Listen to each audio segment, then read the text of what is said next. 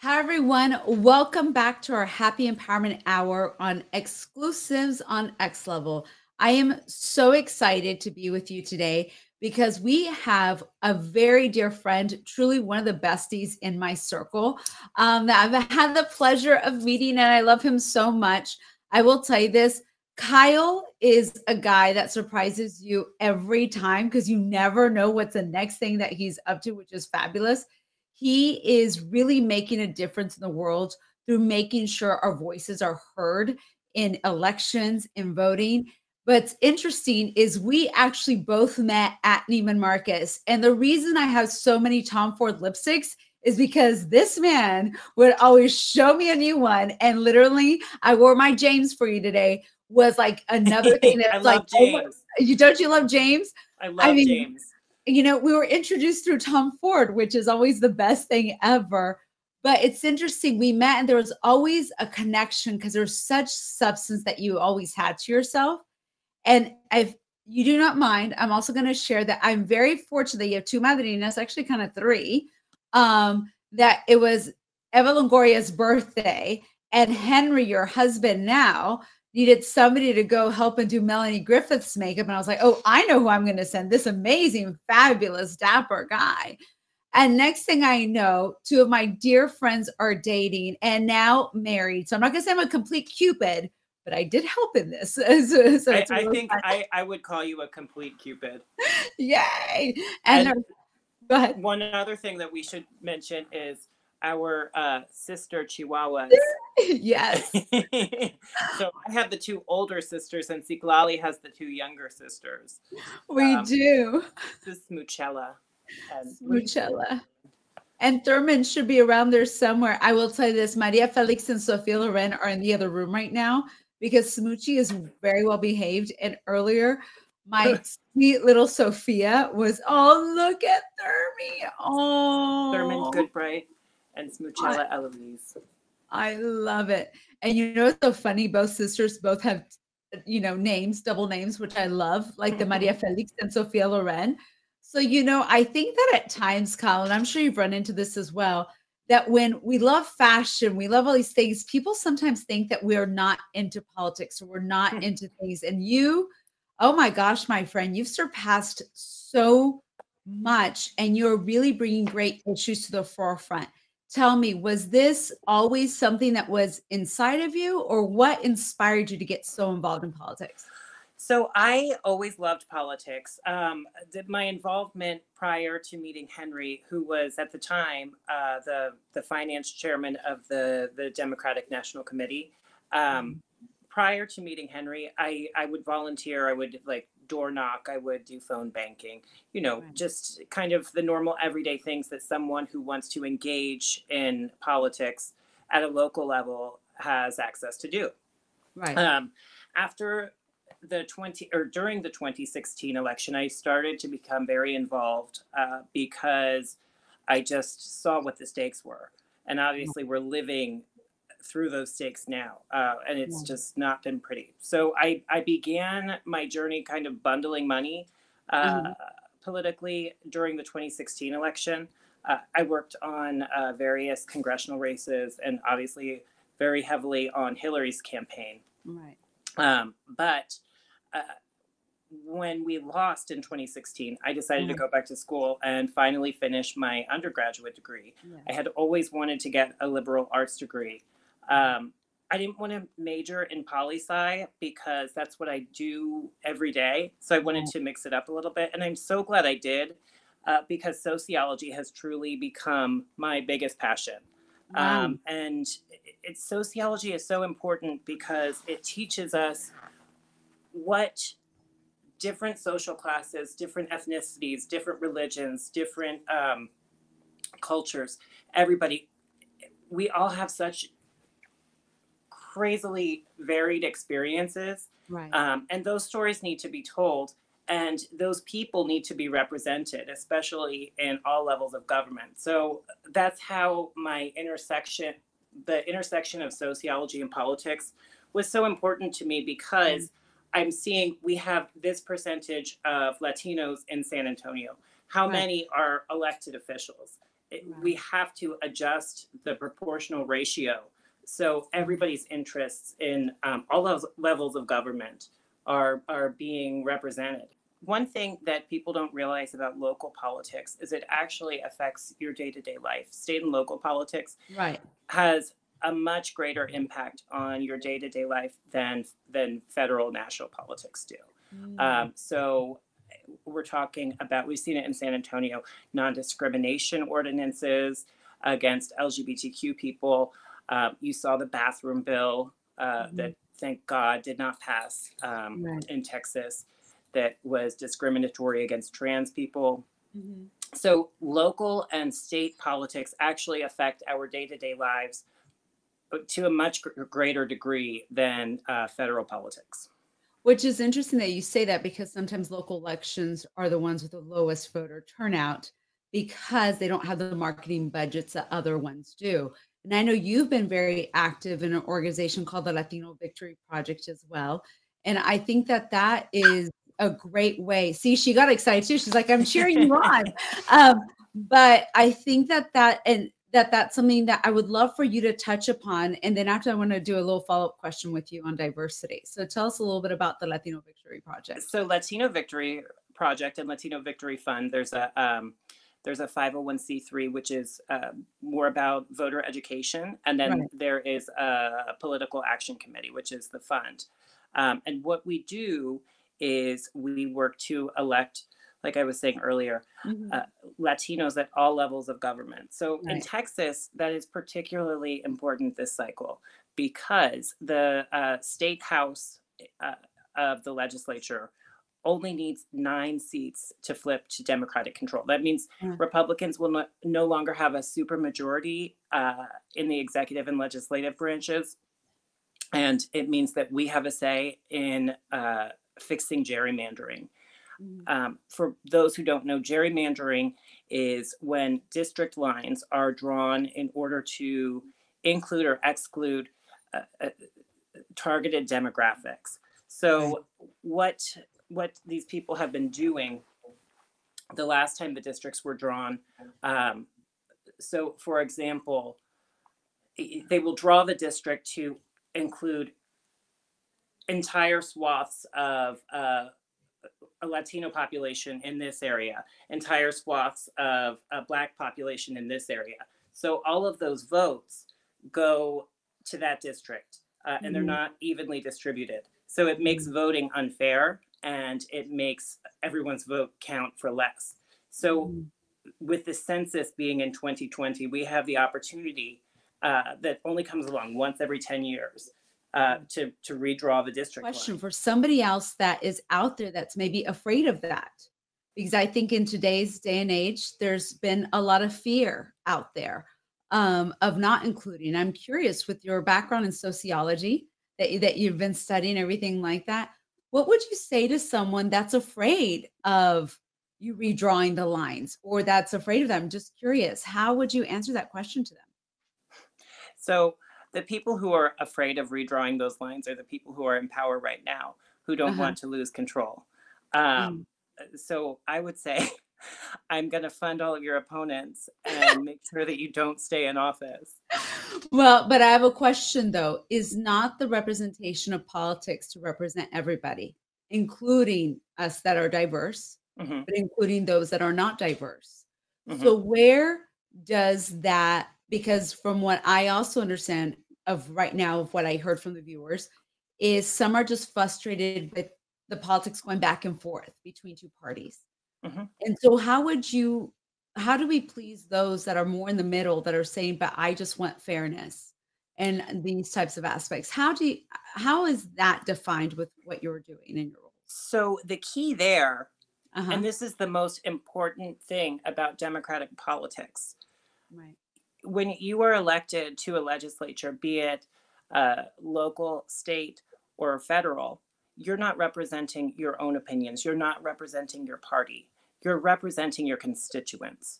And you have a duty to vote in accordance with your constituents' wishes. You need to be accessible, and you need to host town halls. You need to accept phone calls. You need to read your mail.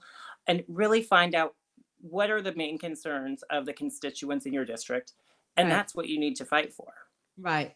No, definitely, because I think that that's what people forget about, Hmm. especially right now. Because what you hear is, I think a lot of people in the US in general, when I think of the younger population, they're upset with the status quo. They've been very upset with, but neither is representing me. But at the end of the day, it's them getting their voices heard, from what I understand, as a constituent, that they don't always realize that they can pick up a phone call and call their senator. They can call their city council person and tell them, but this is what is important to me. And I think you should know, because they're not just representing maybe themselves, but they might be representing their entire neighborhood with that one Absolutely. phone call, because not everybody's making those phone calls.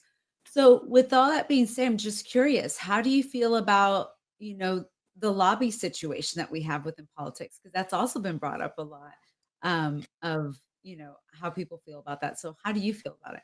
So is your question in terms of campaign finance? Yes. Thank you. So Thank you lobbyists, for giving me the correct terminology, not just no, lobbyist. well, Sorry. you had the correct terminology. There's just several aspects of lobbying Okay. that we could approach. But as far as campaign finance goes, I don't believe lobbyists in any case should be contributing um, to races in which they have a conflict of interest. Now, there Mm, are many rules in certain states that prohibit lobbyists from giving to certain candidates. right. But I think any registered lobbyist should basically be banned from political giving. I Mm, mean, lobbyists are important. We need them to pass legislation. Um, mm, so unions are actually lobbies. right. So there are good things that lobbyists do. There's also very bad things that lobbyists do. But providing campaign funding shouldn't be one, because that makes politicians beholden to the lobby. Right. And that's not who they should be beholden to. They should be responsible for representing the interests of their constituents, Right. not someone who's funding them. No, definitely. And it's interesting when you say it, because I like that terminology. It's about them being responsible to their constituents, not to, everything that's out there. But being that we're into empowerment here, at the Happy Empowerment Hour, I want to ask you, what motivates you? Because I'm sure you have days where you're frustrated, or aspects of, what happens in politics right now. And I know that this is very important to you. So what motivates you in the mornings?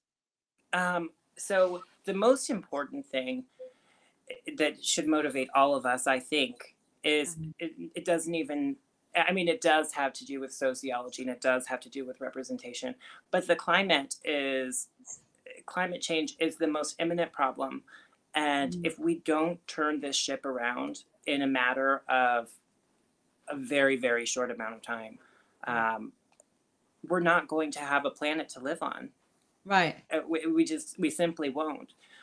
So electing electing climate focused representation in our governments, and making policy recommendations and making appointment recommendations for people who will protect our environment, for people who will push for us to rejoin the Paris Climate Treaty. Right. It's very, very crucial because we're Right. not going to have another place to live. Right. Um, the other thing that motivates me every day is I I became interested in representing minorities, and helping to elect minorities, because I grew up in a very, very rural area in Pennsylvania. Mhm. It was a very difficult life for, I was a very effeminate, obviously, Right. little gay boy growing up among, I mean, we had two black kids in my school. We had one Puerto Rican man, and I think that's it. There was no Wow. diversity. We had Mm, uh, one one of my classmates was Japanese, and yeah. that was it. Um, so the harassment, bullying, Mm, actual physical abuse, I was victimized right. so often, um, and I thought, hmm, I'm a white privilege of person. I mean, a white person of privilege. Uh, Mhm. and if I had such a struggle, and Mhm. it deeply changed and impacted me and affected the course of my life. Mhm. If I had that type of adversity and that type of experience, what are people who are even more marginalized feeling? Mhm. I couldn't possibly understand, and I still can't understand what, especially what is a black trans woman uh, what is a black trans woman facing on a day to day basis? Mhm. Why are the murder and suicide rates so high? Um, so that's what keeps me going. Wow. Well, and with what you stated, it's interesting. When I did my Instagram post today, I spoke about it. That at the end of the day, we're all connected, and if one of us does well, everyone does well.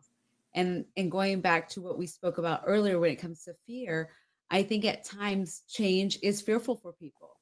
They're Hmm. not understanding it, but it goes back to what you stated. It's when we learn to accept everyone for who they are and the beauty that's within them, in my personal opinion. And I'm an eternal optimist. And you know what? Virgil said it himself. So I can quote him that it's okay to be an eternal optimist.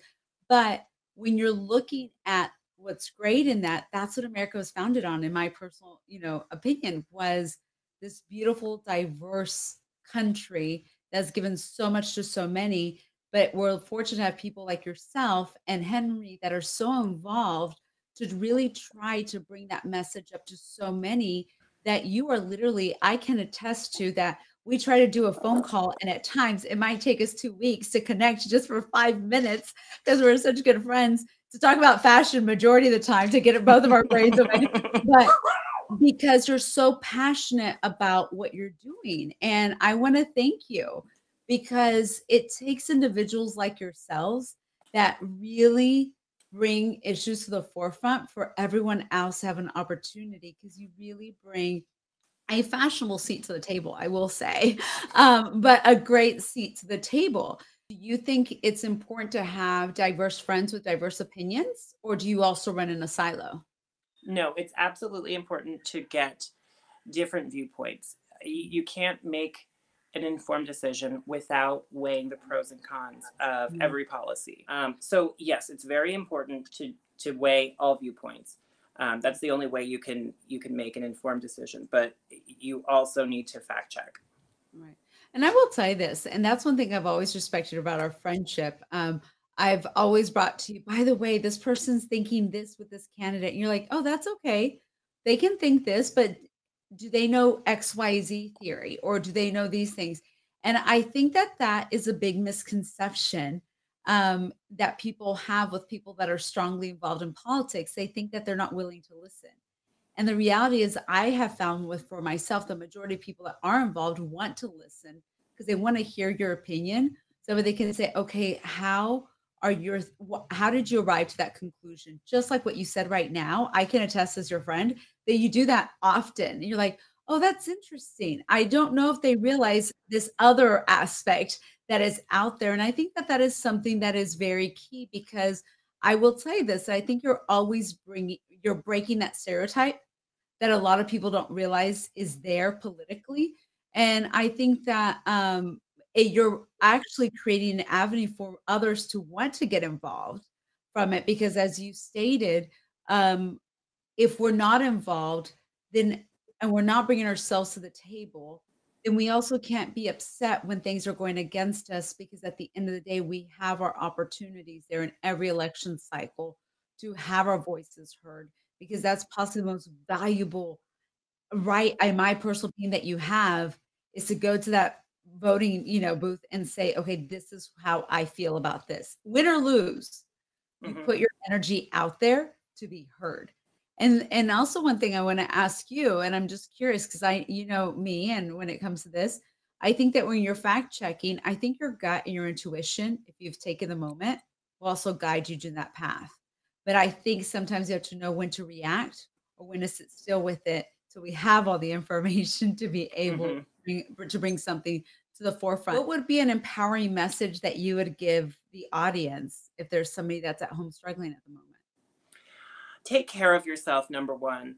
Mhm. Um, because we're all stuck at home, you get kind of in this vortex where all you want to do is sleep and eat junk food and do this and not focus on your mental health. You should reach out to friends, limit your screen time. We're all getting so trapped in the Zoom abyss.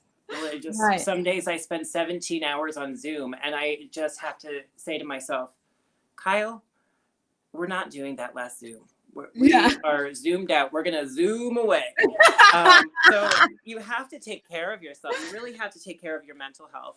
I exercise every single day. I have a machine called the Versa Climber. It's kind of like one of these numbers. And I do that every day.